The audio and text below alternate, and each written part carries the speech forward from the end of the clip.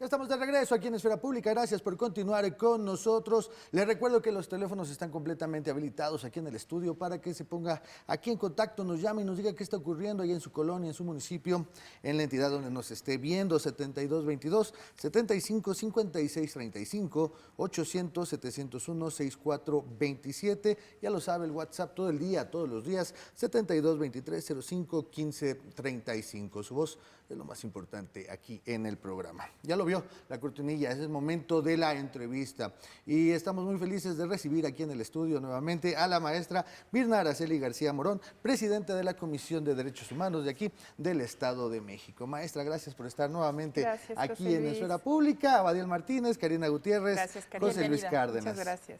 Bienvenida, un gusto que esté gracias. nuevamente aquí con nosotros. Lo recordábamos que estuvo cuando recientemente había sido nombrada presidenta de la CODEM y ahora nuevamente la estamos recibiendo con un importante tema, maestra. Qué gran labor esta de estar en contacto con la sociedad, con víctimas, velando por sus derechos y sabiendo manejarlos en las situaciones distintas, algunas de gran impacto emocional, otras de gran enojo, de gran frustración, pero siempre en el contacto humano que ustedes tienen desde la CODEM para con la sociedad mexiquense. Así es, José Luis.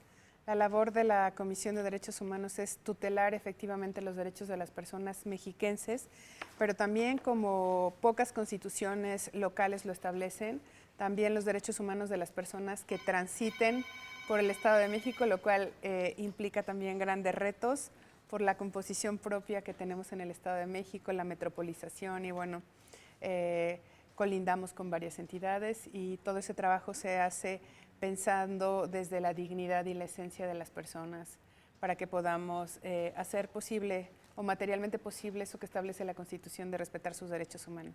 Presidenta, adentrándonos en este tema tan importante que a veces desafortunadamente la gente se puede llegar a enterar, tal vez no, por tantas actividades, por la vida diaria que se tiene con la familia y con los trabajos o el trabajo.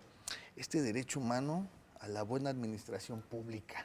A veces estamos tan alejados también de nuestras instituciones. Es correcto. Que solamente cuando tenemos alguna necesidad levantamos la voz, pero cuando no, ni volteamos a ver. Pero es primordial saber esto, es primordial reconocer que es un derecho humano y que la administración pública esté bien otorgada y se cumplimente en cada uno de los municipios de la entidad. Es correcto, José Luis. Fíjense que este es un derecho de reciente cuño, Karina. De hecho, solamente ahora 2 constituciones locales en el país lo tenemos. Ampliamente reconocido en la Ciudad de México, el derecho humano a la buena administración pública, tiene ley secundaria, incluso hay una constitución, una sala que se constituyó como el derecho humano a la buena administración pública en el Tribunal de Justicia Administrativa de la Ciudad de México. En el Estado de México el año pasado los legisladores reformaron la Constitución en el artículo 5 y señala expresamente para todas y todos y todos los mexiquenses que tenemos tenemos el derecho humano a un buen gobierno. Claro. ¿Y qué significa esto? Pues que pasamos de la idea económica eminentemente utilitaria del pensamiento neoliberal a un pensamiento humanista y democrático social en el que el gobierno está para servir a los ciudadanos y que toda la actividad que despliegue la autoridad municipal o estatal, ya sean de sectores centrales, descentralizados, desconcentrados, autónomos, todos, incluye también a los 3 poderes, todo está basado en el beneficio, en el bienestar de las personas. Esto en términos llanos, ¿qué implicaría y cómo se puede hacer valer? Bien, pues tenemos un anhelo importante de que todo lo que despliegue la autoridad sea para beneficio de nosotros. ¿Qué implica del otro lado? Implica que la autoridad tiene que hacer las cosas de manera eficaz, eficiente, es decir, elegir los mejores recursos con el menor costo posible, hacerlo sin mayor dilación, sin tantos trámites. Todo eso, comunicárselo a las personas, hacerlo transparente, tener información de acceso público. Esto también permite combatir, obviamente, temas de corrupción y elegir los mejores instrumentos. En junio 11 de 2011, cuando se reformó la Constitución Federal y se traen a la sede constitucional la constitucionalización de los derechos humanos, se establecieron 4 obligaciones importantes para todas las autoridades: promover, respetar, proteger y garantizar los derechos humanos.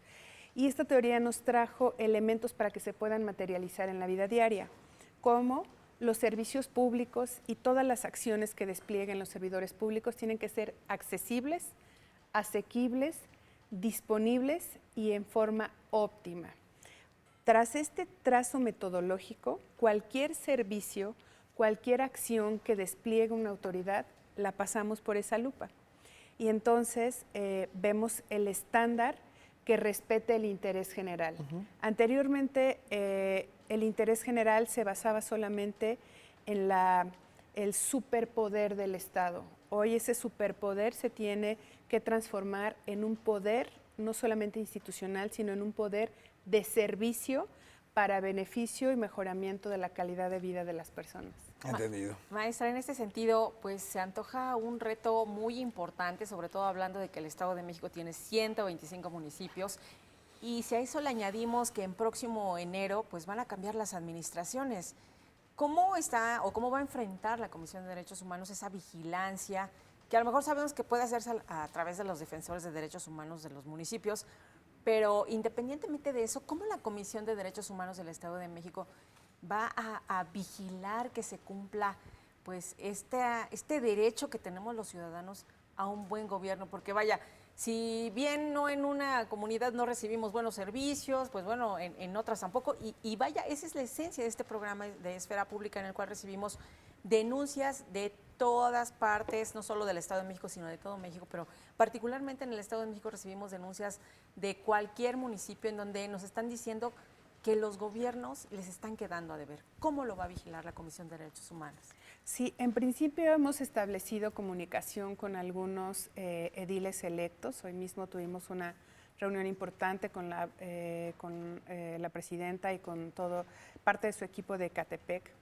Y les hemos planteado la necesidad, que seguramente lo habremos de expresar en una recomendación general de la Comisión, para que, ya que este derecho está establecido en la Constitución local, también en los ordenamientos municipales podamos traer como una norma que rija en todos los procedimientos, todos los procesos y todas las acciones de todos los cuerpos edilicios y sus servidores públicos, el derecho humano a la buena administración pública, que en realidad se traduce a la obligación que han tenido toda la vida. Claro. Sí. Proveer servicios. Trabajar bien. Trabajar bien, sí. Trabajar correctamente y hacerlo que encuentren un motivo y una razón que sea eficiente. Me explico.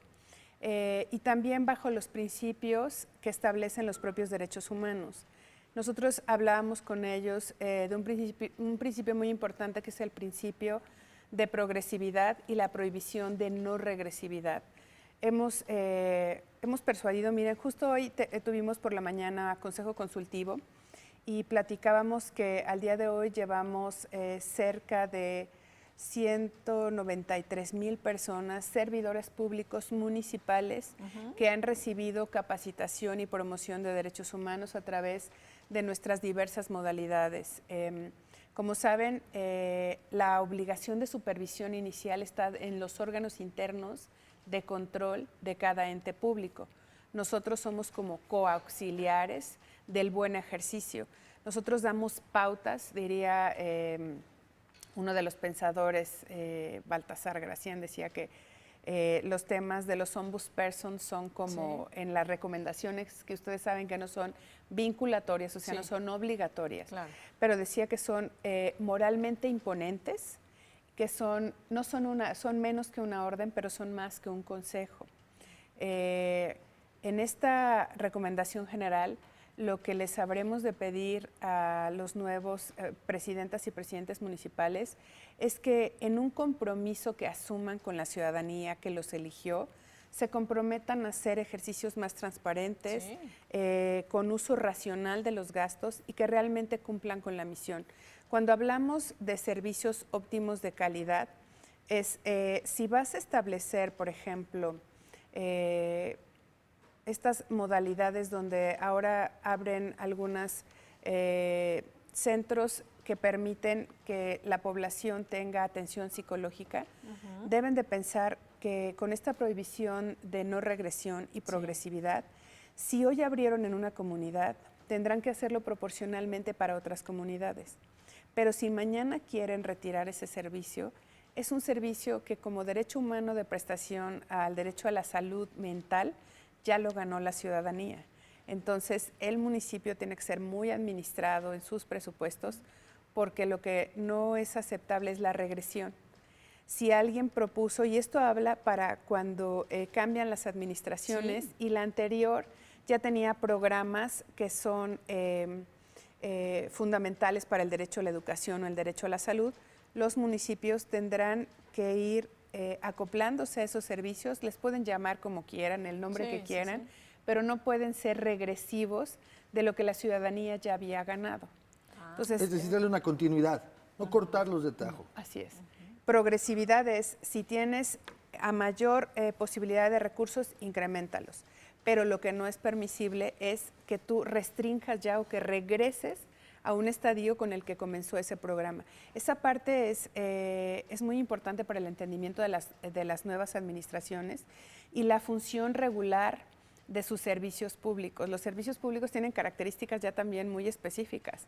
Tienen la generalidad de que se presten sin ningún tipo de contraprestación, con excepción de los que impliquen pagar contraprestación por derechos, pero pues eso nos llevaría a algunos temas importantes como el tema del agua, ¿no? El tema del agua como servicio público municipal, nosotros emitimos una recomendación general para decirles a los presidentes municipales, una de ellas fue fundamentalmente sobre el tema de los cortes de agua que hacían los municipios en los hospitales del Estado, porque tuvimos el caso muy claro cerca de uno de nuestros vecinos en nuestro edificio principal, donde a falta de pago de agua, prácticamente lo dejaron sin dotación, ni siquiera inicialmente con una cantidad mínima o el mínimo vital, y entonces dejamos sin servicio a una población altamente usuaria de más de 1,5 millones de personas, sobre todo mujeres embarazadas, que atiende el hospital Nicolás San Juan, que está cerca de nosotros. Prácticamente somos vecinos. Esa recomendación, atento a ello, supimos que no solamente se extiende a los municipios, sino también a las escuelas. Entonces, la Constitución Federal establece que los edificios públicos que estén destinados a la prestación de servicios públicos estarán exentos de algunas contribuciones como el impuesto predial. Eso está muy explícito. Pero el tema de la contribución del pago de derechos de agua en escuelas o en hospitales que son de alta vulnerabilidad por el servicio que prestan, no está totalmente claro, se tendrían que ir hasta un juicio y por supuesto lo ganarían en el Tribunal de Justicia Administrativa. Pero me parece que no hay necesidad de acudir a ello, entonces emitimos una recomendación a los ediles municipales para que no, ante la falta de pago de los derechos, no corten el servicio de agua ni en escuelas, ni en hospitales, ya sea de primer nivel o los centros de salud. Esa es la forma en la que nosotros desplegamos la observación o la supervisión que tenemos con esos cumplimientos. Digo, este es un pequeño ejemplo. El otro muy importante que hemos platicado también y que pronto ojalá me inviten para explicarles lo que hicimos. Hicimos un diagnóstico de lo que es la justicia cívica, es decir, con esta nueva ley de justicia cívica que entró en vigor en mayo de este año, en el que ya estandarizamos todas las faltas administrativas que antes quedaban a discreción de los ediles municipales y sus cuerpos edilicios, y teníamos pues una serie de sobreregulación de lo que una conducta de un vecino se convertía en una infracción. Eso es muy importante. Y importantísimo, no tienen una idea. Nosotros en este diagnóstico nos fuimos, me incluyo, fuimos a visitar todas las galeras de los 125 municipios, revisamos la parte de la infraestructura humana, la parte de la infraestructura en cuanto a la estructura, cómo estaban las galeras, y luego la otra parte del procedimiento. Entonces, encontramos muchísimas áreas de oportunidad. También va a ser materia de una recomendación general, donde hable específicamente a cada municipio cómo es que encontramos sus municipios. Maestra, discúlpeme que la interrumpa, vamos a hacer un corte de estación, no tardamos nada y seguimos nosotros. Sobre todo en este ámbito de la sociedad y sobre todo también organizaciones de la sociedad civil, que es muy importante también el papel que van a jugar con la CODEM. Vamos a hacer una pausa y regresamos. Les recuerdo que está con nosotros la maestra Mirna Araceli García Morón, presidenta de la Comisión de Derechos Humanos de aquí del Estado de México. Vamos a ir a una pausa y regresamos aquí a Esfera Pública.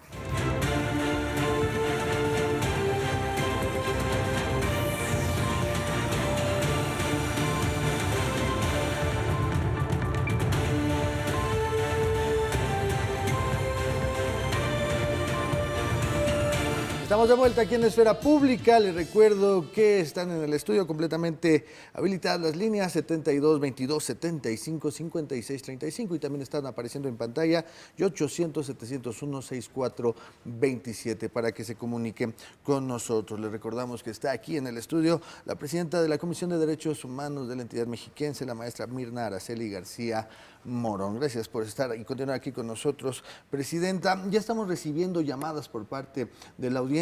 Abadiel Martínez le va a dar lectura para que directamente le pueda dar respuesta a usted, a las personas que nos están viendo. Muchísimas gracias. Aba, te vemos, te escuchamos. ¿Qué es lo que está llegando a través de el WhatsApp y a través de las líneas telefónicas? Claro que sí, José Luis, muchísimas gracias. Así es un tema bastante importante y que lo más importante aquí es la voz de las personas, lo que tienen que decir, sus denuncias. Y en ese sentido, maestra, nos preguntan, ¿de qué manera me puede ayudar la CODEM o me puede asesorar? Tengo un familiar, queremos buscar amnistía. ¿Cómo se les puede dar este apoyo, esta ayuda, este beneficio y cómo interviene la CODEM, presidenta? Claro que sí. Si se trata de la amnistía de una persona que está privada de la libertad, purgando una sentencia privativa de libertad por algún delito grave, la vía puede ser esta Comisión Estatal de Derechos Humanos. Lo hacemos, voy a dejarles nuestros números telefónicos, es el 800-999-4000 o 800-999-4002 o también un número directo de nuestra unidad de orientación y recepción de quejas, gestiones, que es el 7222-3605-60 y tienen que presentarse con nosotros, no es necesario que vayan acompañados de un abogado, pueden hacerlo directamente las personas familiares y nosotros lo que hacemos es recibirlo, empezar a investigar sobre si reúne las características que establece la ley para poder ser beneficiaria de un pronunciamiento de amnistía que hay que establecer y entrecomillar que todos los trámites son absolutamente gratuitos. A partir de que llegan con nosotros, todo el procedimiento lo desplegamos nosotros sin ningún costo para las personas. Y después de que investiguemos ciertas características que establece la ley, por ejemplo, si se trata de un hombre o una mujer en alguna condición de discapacidad o si tiene un contexto de ser persona indígena o de ser persona afromexiquense, también su grupo etario es muy importante, si es una persona de la tercera edad, si tiene alguna comorbilidad dentro de la cárcel que le esté afectando, alguna condición o situaciones específicas de marginación que establece la ley y que en conjunto o cada una de ellas hayan sido un factor de vulnerabilidad para que no se haya podido defender adecuadamente o no haya podido tener la capacidad de probar o, en esta defensa técnica material con la que todos debemos de contar, y si se acredita una serie de violaciones de derechos humanos, nosotros desplegamos a nuestros especialistas, dependiendo del tema de que se trate, pero tenemos criminalistas, victimólogos, antropólogos, sociólogos, aunque tenemos un servidor público de cada una de estas, de cada una de estas disciplinas, hacemos el estudio, en su caso presentamos el pronunciamiento de amnistía y quien resuelve si se decreta o no favorablemente es el juzgador de que se trate. Así que con mucho gusto esperamos su solicitud y la revisaremos. Presidenta, con muchísimas gracias. detalle. Nos llega otra duda, presidenta. Nos dicen, en Ecatepec hay sede de derechos humanos, en el ayuntamiento no nos quieren hacer caso. ¿Hay un lugar en Ecatepec donde tenga sede la CODEM, presidenta? Claro. Recuerden que los defensores municipales de derechos humanos son parte de la administración, son elegidos por el propio cuerpo edilicio, Pero también en Ecatepec tenemos una de nuestras sedes regionales, la Visitaduría Regional, que se encuentra en Avenida Morelos número 21, esquina Río Balsas, en la colonia Bonfil, me parece Bonfil. Y el número telefónico es el 55 11 15 58 con terminación 52 y también el 55 11 15 58 con terminación 54. Con todo gusto la atendemos, o también en los números anteriores. Tenemos atención las 24 horas, los 365 días del año. Muchísimas gracias, Presidenta. José Luis, regreso contigo. Yo sigo al pendiente de los mensajes que vayan llegando aquí en redes sociales y las llamadas también, José Luis. Muchísimas gracias, Ava. Pendiente entonces de lo que vaya llegando. Presidenta, retomando un poco el tema que estábamos tratando en el bloque anterior, ¿qué papel entonces van a jugar y jugarán ahora las organizaciones de la sociedad civil en esta persecución y en este ver y verificar que la buena administración pública se cumpla? ¿Están trabajando, trabajarán de la mano, habrá juntas, habrá reuniones, echarán mano también de ellos, tendrán sinergia? Porque al final pues, pueden ser un elemento importante, ¿no? Tenemos un trabajo muy importante con las organizaciones de la sociedad civil organizada. Son un puente también con las administraciones y desde luego con nosotros para poder conocer de primera mano temas que son importantes que se visibilicen, que hagamos agendas y que podamos intervenir también para un mejor logro de las políticas públicas o el despliegue de los actos administrativos que puedan beneficiar a ciertos sectores de la población.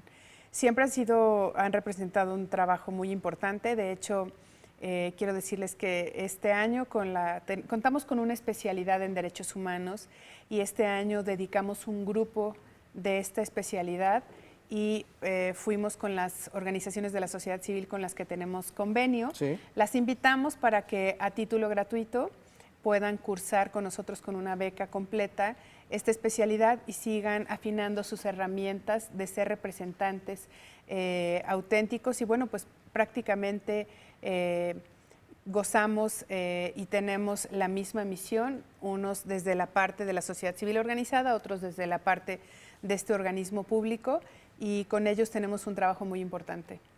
Nice. Preguntarle, ¿cuál es el procedimiento o cómo le tienen que hacer las personas, los ciudadanos que sienten alguna vulneración a sus derechos humanos para acudir a ustedes? ¿Qué van a encontrar en la Comisión de Derechos Humanos? Gracias que me preguntas, Karina. Fíjate que tenemos aproximadamente año y medio que hicimos una reorganización administrativa aprobada así por nuestro Consejo Consultivo. Quiero destacar que el Consejo Consultivo es elegido por personajes que tengan una característica en la defensa de los derechos humanos, que pertenezcan a un sector específico de la población y que sean representados en nuestro Consejo Consultivo, son elegidos por el Congreso local. Entonces ellos siempre nos llevan por supuesto, muchas propuestas y en este sentido nos pidieron, ya todos veíamos la necesidad de que revisáramos que a veces las personas no vienen a buscar un procedimiento como en una serie de un expediente. Lo que quieren de manera inmediata es que se les resuelva su necesidad, que le está vulnerando derechos humanos. Hablo de derecho a salud, derecho a educación, el tema de una detención arbitraria, etcétera. Entonces, afinamos esta unidad que es nuestra puerta de entrada, sí, que es la unidad de orientación, gestión y canalización de la comisión. Hoy en día desplegamos un trabajo muy importante. Por ejemplo, este año hemos tenido más de 6,834 llamadas y atenciones o presenciales de este tipo de servicios. Y también ahí afinamos una área que es el área de mediación. Como saben, son medidas o medios alternos de solución de conflicto. Claro. Entonces, hoy podemos estar incluso emitiendo en esta unidad medidas cautelares con efectos restitutorios. Me quiero explicar. Por ejemplo, recuerden que estamos en una zona, en el edificio central estamos en una zona donde hay muchos hospitales. Entonces un día llegó una persona que literal se cruzó la calle y nos dijo, tengo a un familiar muy delicado en el área de urgencias del ICEMIM y no lo quieren recibir. Entonces, bueno, empezamos a hacerle algunas preguntas para saber de qué se trataba. Esta persona en algún momento era una persona que era mayor de edad, pero interdicta.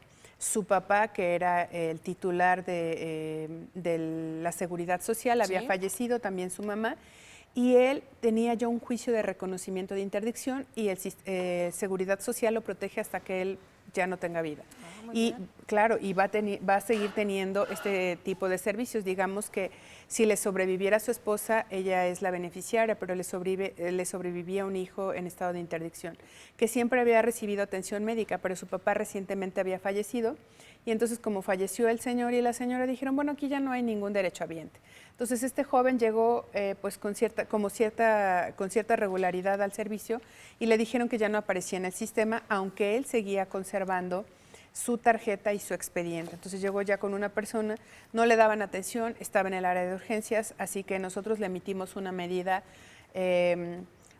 cautelar con efectos restitutorios, que quiere decir, dale en este momento el servicio, después investiga si realmente en su caso no tiene derecho a recibirlo y se podría erigir en un crédito fiscal por esa atención médica urgente que recibió, pero en principio no te puedes negar a recibirlo, porque tenemos un principio que él dice que sí es beneficiario de ese seguro y probablemente el error administrativo esté en tu cancha, porque no revisaste que no solamente era beneficiaria la esposa de ese servidor público que había fallecido, sino también este joven que había emprendido ya un juicio de interdicción. Maestra, con todo esto que nos está diciendo, qué triste entonces que se tenga que llegar a eso, ¿no? Sí, qué triste que este familiar, qué triste que esta persona tenga que enojarse, llegar a Derechos Humanos para que puedan atender al familiar. Tomando esto, ¿qué le puede decir a las personas que nos están viendo? Usted que tiene la experiencia en instituciones de impartición de justicia, con la experiencia que tiene ahorita en esta responsabilidad de CODEM, a las personas que nos están viendo, que saben o que han recibido un maltrato, hablando en el ayuntamiento, en cuestiones de salud, en cuestiones de detenciones, y que todavía no se acercan a ustedes, y que todavía no alzan la voz, y que todavía no denuncian porque no se quieren meter en problemas, porque están hartos de la burocracia, porque ellos están buscando por otros métodos solucionar el problema. ¿Qué le quiere decir, qué le puede decir a las mujeres y hombres que nos están viendo, que quieren alzar la voz, pero que todavía lo están dudando? Parte del empoderamiento del estatus de ciudadano es conocer sus derechos. Hoy mismo también tuve una reunión con la Secretaria de Salud y veíamos temas de regulación sanitaria donde todavía hay muchos verificadores que no han entendido que justo lo que cubre este derecho humano a la buena administración pública, aparte de los servicios estructurados, es el cambio de actitud de los servidores públicos. Nosotros trabajamos para las personas. En ese sentido tenemos que hacer lo más ágil, eficaz, eficiente, pero también hay otra cualidad, amable, amabilidad, cercanía, efectividad en lo que hacemos. Y tenemos obligaciones, todos los servidores públicos firmamos un contrato de condición cuando nos rentamos para ser servidores públicos y estamos sujetos a responsabilidades administrativas y también penales o civiles.